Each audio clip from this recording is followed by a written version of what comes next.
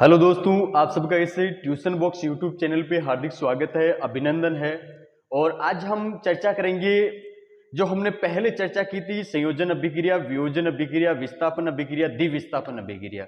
जो हमारी अभिक्रिया चल रही थी उसी अभिक्रिया को लगातार रखते हुए हम अगली वाली जो अभिक्रिया है वो है हमारी उष्माक्षेपी, उष्माशोषी, अपचयन, उपचयन और रेडॉक्स अभिक्रिया की हम बात करेंगे। 10th क्लास है एनसीईआरटी, जिसमें अभिक्रिया पहला चैप्टर है रासायनिक अभिक्रिया एवं समीकरण, उसी का दूसरा पार्ट है ये। और हम बात करते हैं सबसे पहले, देखो पहले हमने एक बार थोड़ा सा मैं रिवीजन करवा देता हूं कि हमने पहले क्या पढ़ा था। हमने पहले पढ़ा था संयोजन अभिक्रिया के बारे में, और संयोजन अभिक्रिया के बारे में देखा था कि जिसमें संयोग होता है, और संयोग किसका होता है? अभिकारक का संयोग होता है। तो अभिकारक मिलके और एकल उत्पाद का निर्माण कर रहे थे, वो आपकी संयोजन अभिक्रिया होती है। फिर उसके बाद में हमने वियोजन अभिक्रिया देखा था, और वियोजन अभिक्रिया के अंदर क्या होता है कि एकल अभिकारक टूट के और छोटे छोटे उत्पाद का निर्माण होता है, ए बी। और ये आपके एकल अभिकारक टूट के छोटे छोटे उत्पाद का निर्माण होता है, उससे क्या कहते हैं? वियोजन अभिक्रिया। ये देखी थी। तीसरी हमने देखी थी विस्थापन अभिक्रिया, और विस्थापन अभिक्रिया के अंदर हमने ये देखा था कि अधिक अभिक्रियाशील तत्व कम क्रियाशील तत्व को क्या कर देता है? विस्थापित कर देता है, उसके यौगिक से हटा देता है, उसे कहते हैं विस्थापन अभिक्रिया। और 4 नंबर हमने बात की थी द्विविस्थापन अभिक्रिया, क्या होता है? उसे कहते हैं द्विविस्थापन अभिक्रिया। बात करेंगे उष्माक्षेपी रासायनिक अभिक्रिया, वेरी वेरी इंपॉर्टेंट। उष्माक्षेपी रासायनिक अभिक्रिया, उष्माक्षेपी रासायनिक अभिक्रिया। और इसमें देखोगे आप कि वह रासायनिक अभिक्रिया, वह रासायनिक अभिक्रिया जिसमें उत्पाद के निर्माण के साथ साथ, उत्पाद के निर्माण के साथ साथ उष्मा उत्पन्न होती है, उष्मा उत्पन्न होती है, ऐसी रासायनिक अभिक्रिया उष्माक्षेपी रासायनिक अभिक्रिया कहलाती है। मेन इसमें क्या इंपॉर्टेंट बात क्या है कि उत्पाद के निर्माण के साथ साथ उष्मा उत्पन्न होती है। मेन इंपॉर्टेंट बात है कि उत्पाद के निर्माण के साथ साथ उष्मा उत्पन्न होती है।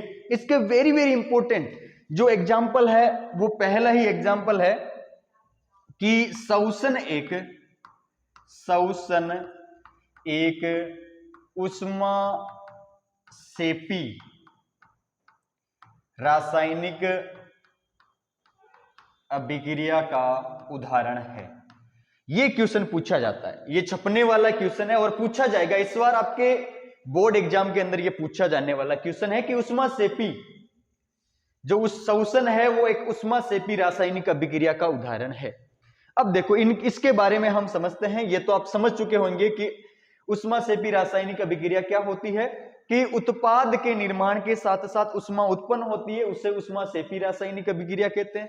मेन इसका जो उदाहरण है वो हम देख रहे हैं, शोषण एक उष्माक्षेपी रासायनिक अभिक्रिया का उदाहरण है। अब देखो ये हम एक बार इसको पूरे को एक साथ में ले लेते हैं कि शोषण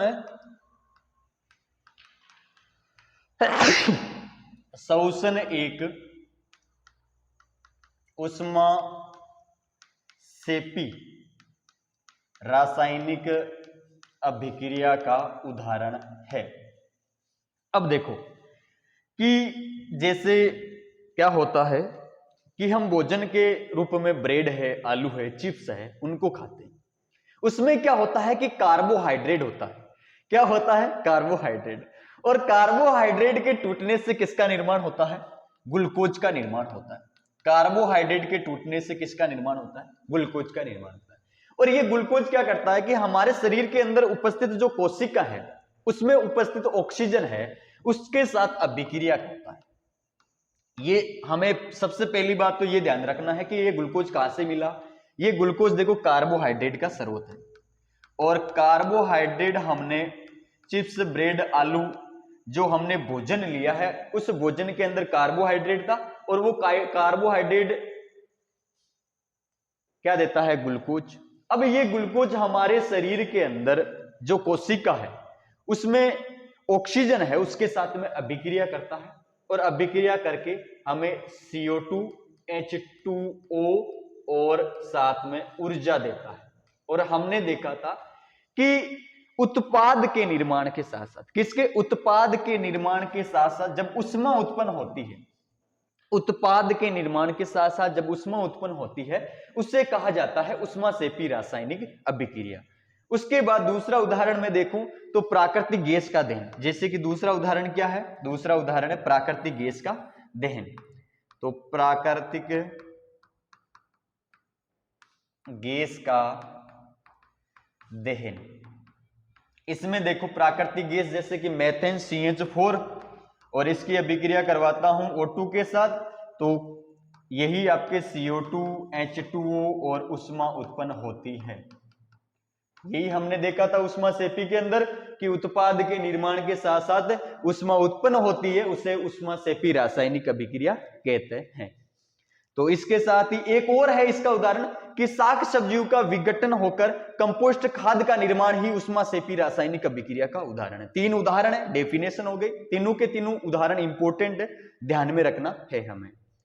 इसके बाद मैं बात करता हूं ऊष्मा शोषी की। ऊष्मा शोषी रासायनिक अभिक्रिया। ऊष्मा शोषी रासायनिक अभिक्रिया क्या होती है? जिसमें ऊष्मा का अवशोषण होता है। उस अवशोषण कैसे? जैसे कि मेरे पास AgBr है और इसको मैंने प्रकाश दिया तो ये किसमें? Ag+Br2। तो यहां पे ये क्या ले रहा है? ऊष्मा ले रहा है, जिसमें ऊष्मा ली जाती है, ऊष्मा का अवशोषण होता है। वह रासायनिक अभिक्रिया जिसमें ऊष्मा का अवशोषण होता है उसे कहा जाता है ऊष्माक्षेपी रासायनिक अभिक्रिया। ये आपके प्रकाश को ले रहा है, इसी प्रकार जैसे जैसे CaCO3 यहां पे ऊष्मा को ले रहा है, ये ऊष्मा को ले रहा है, तो CaO+CO2।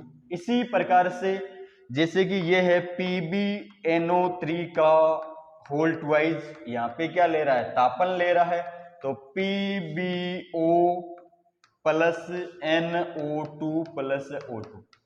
तो ये आप देख रहे हो यहां पे क्या ऊष्मा का अवशोषण कर रहे हैं। वह रासायनिक अभिक्रिया जिसमें ऊष्मा का अवशोषण, देखो ऊष्मा शोषी जिसमें ऊष्मा का क्या कर रहा है? अवशोषण कर रहा है। शोषण मतलब अवशोषण कर रहा है, उसे कहा जाता है ऊष्मा शोषी रासायनिक अभिक्रिया। इसके बाद मैं बात कर रहा हूं नेक्स्ट जो हमारी अभिक्रिया है वो है उपचयन। उपचयन और अपचयन को मैं साथ में ले रहा हूं। अपचयन और उपचयन को मैं क्या ले रहा हूं? साथ में ले रहा हूं। देख, वह रासायनिक अभिक्रिया जिसमें ऑक्सीजन की तो क्या होती है? वृद्धि और हाइड्रोजन की क्या होती है? कमी।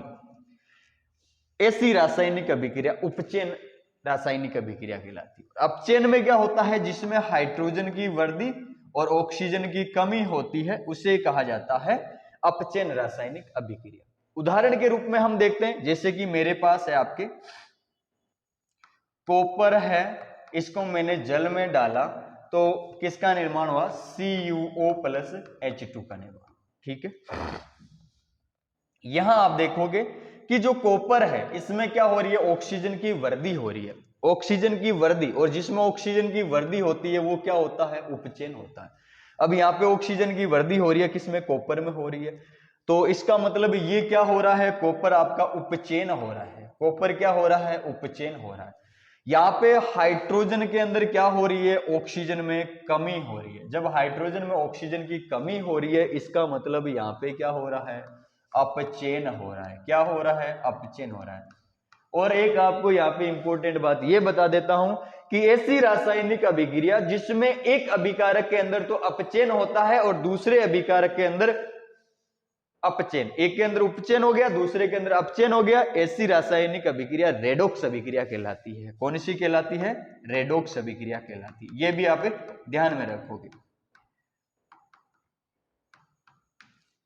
तो इस प्रकार से हमने संयोजन देखी, अभिक्रिया, वियोजन देखी, विस्थापन देखी, द्विविस्थापन देखी, ऊष्माक्षेपी देखी, ऊष्माशोषी देखी, अपचयन देखी, उपचयन देखी और रेडॉक्स अभिक्रिया देखी। ये आपके एनसीईआरटी 10th क्लास की जो साइंस की बुक है उसमें जितनी भी रासायनिक अभिक्रिया थी उसको मैंने आपको यूट्यूब के माध्यम से समझा दिया है। और भी आपका कोई भी डाउट है तो आप कमेंट करके मेरे को बता सकते हो। और नेक्स्ट वीडियो के अंदर हम मिलते हैं जिसमें हम पढ़ेंगे कि किस प्रकार से असंतुलित समीकरण को संतुलित किया जाता है, और साथ ही दौर आपके अपचयन से संबंधित, उपचयन और अपचयन से संबंधित आपके उदाहरण है, एक तो संसारण है, एक विकृत गंधिता है, उनको भी हम समझेंगे और उनके जो भी क्वेश्चन है इंपोर्टेंट उनकी भी हम बात करेंगे। धन्यवाद।